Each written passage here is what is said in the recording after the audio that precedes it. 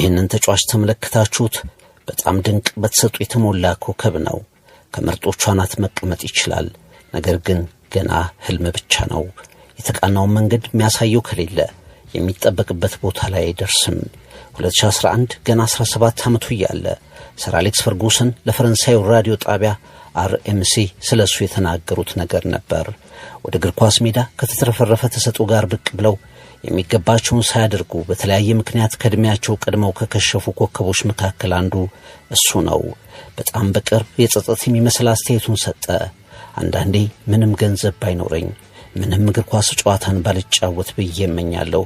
ከተለመዱ ሰዎች እንዳንዱ ከተለመዱ ሰዎች ጋርም ሆኜ በማንነቴ ብቻ የሚወዱኝ ሰው ብሆን ብዬ እመኛለሁ።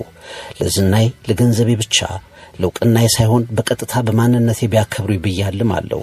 አንዳንዴ ሁሉም ነገር ከባድ ነው። እግር ኳስ ውብ ስፖርት ነው፣ ግን ደግሞ ጭካኔ አይጠፋበትም። ሰዎች ምን እንዳደረክ ለመዘንጋት ቅጽበት አይፈጅባቸውም።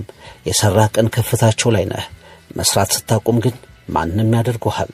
እሱ በአማካይ በግራ መስመር አማካይ ስፍራ ከአጥቂዎች ጀርባ ከተከላካዮች ፊት ከሳጥን ሳጥን በየትኛው ሚና ሊጫወት የተሰራና የቻለ ኮከብ ነው።